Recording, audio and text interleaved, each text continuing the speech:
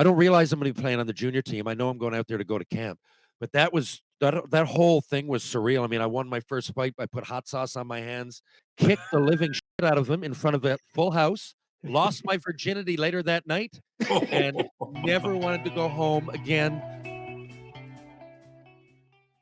We have not stopped talking about you since Darcy Tucker joined us a few weeks ago, and Tux, Razor was like, "Okay, we need to make this happen," right?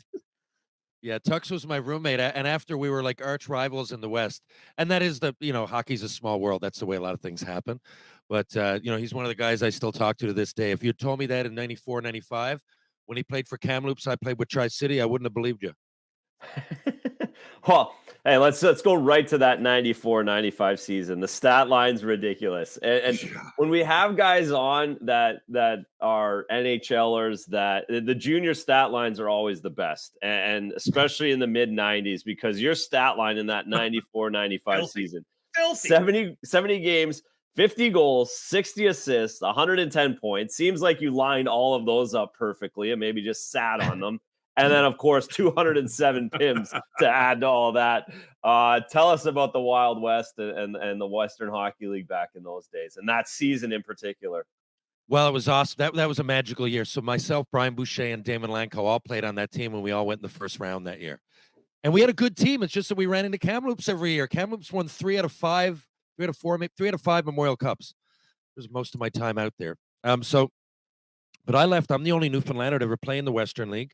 I went to the Quebec Pee Wee tournament and got scouted kind of indirectly to go out there, and I did. It's a long story, but anyways, by the time I got to Tri-Cities, I went 3rd overall into the Western League draft, and I got there, and I'm looking forward to it. I don't really know much about it. Tri-Cities is Richland, Pasco, Kennewick. It's a great spot. It's not exactly the first place you think when you think of hockey hotbed, but it was nice. There was the fans really supported us. It was kind of new then, so I don't think they knew the most about the game. Systematically, I think they were just there to support us. So it was a real fun, positive vibe. Lanks, I'm trying to think of because he ended up leading the league. I know the year before, as a 16-year-old, I played center. I had an okay year. I guess by my standards, I wanted to have a little bit better. I think I had 33 points, 176 penalty minutes. As a 16-year-old, third overall coming in. But Lanks, I believe, had a decent year, nothing like the next year. And Bush wasn't on our team. He was still playing in Rhode Island. So the next year comes, I'm 17, and Bob Laux comes to me and he says, you can either play center on the second or third line because you're just not a good enough skater. You're not as good as Damon Lankow, but I think you should play on his left wing. And it was definitely a better natural fit. Lanks was a brilliant skater. We thought very, very similarly. When it just fits sometimes, players that you play with and it fits like a glove. So that was interesting. And again, we're there. I think at the beginning of the year, we were rated high. We were on the radar. By I say high, I mean like top couple of rounds. But you guys were trending already in that direction going. We were starting to, yeah. And I know that, like I said, we both, I don't remember how many points he had in 93, 94, but we both took off playing with each other at the end of that year. And it was magical. I got my 50th goal with 28 seconds left in the season. Lanks won the scoring on the same day. 3 of us, as the year went on, we gained more and more notoriety. And so we had that to absorb off each other. I've talked to players that are first round picks and it's more of a personal experience. But not only that, we all had the same agent, IMG, Mike Barnett and Tom Laidlaw.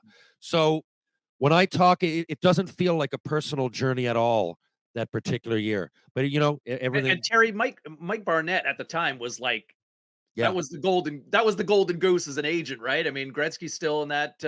He was You're Gretzky's right. guy, right? Mike Barnett was the one that if you wanted to have an agent at that time, he was the guy. Mike Barnett. So I went out to play.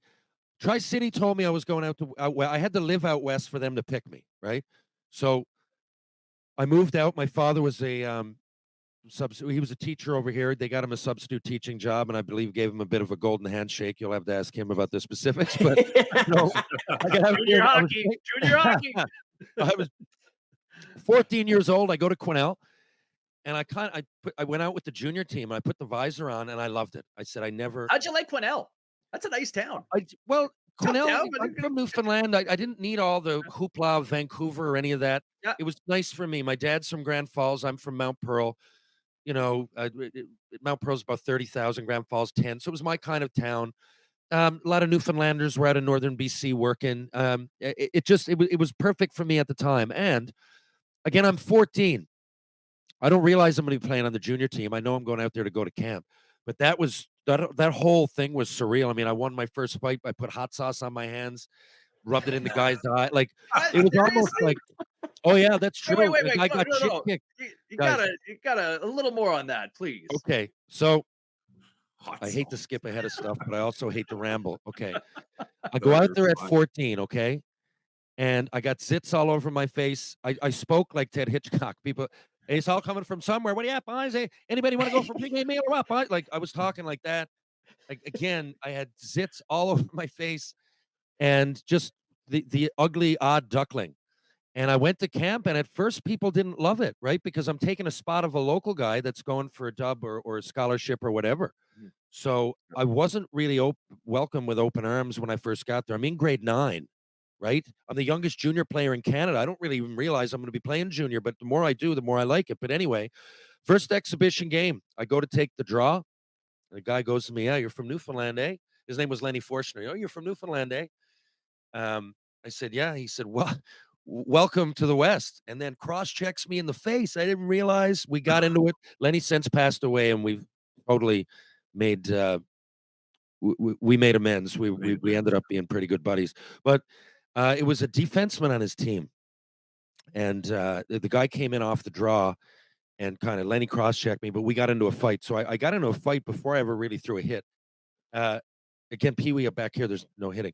So it was so much to there was so much to really absorb in that situation. But anyway, I got beat up. I went off, but the fans were going mad, and I was on the junior team. I felt like a Quesnel millionaire, oddly as it was.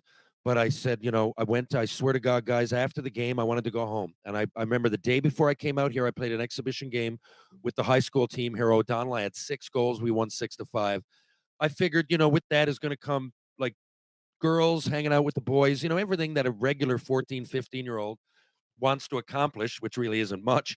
But I knew I had a hockey possibility of a career, but still, my dad had to sell me on it. Newfoundland, we had defeatist attitude then. I've been to the nationals in ball hockey, baseball, soccer, and ice hockey. And you know what Newfoundland's job is? Play the host first game. So the host beats you 9-1. Everybody gets a free hot dog. And rah rah Newfoundlanders work hard. But they work some hard, right? But so that was my experience. It was a bit of an inferiority complex. But as that year went on, if you can believe it, that year I ended up leading the team in penalty minutes and points. I don't know how. Of everything that ever happened, I had to have great teammates. There was a couple of injuries at the right time with guys that were leading it. And anyway, it just all came together. But that first game, I went, I didn't know what to do. And my dad said, just give it a month. I mean, guys, I couldn't even sleep. The anxiety. I wanted to be home with my buddies, but he didn't force me. I knew that I had an opportunity there.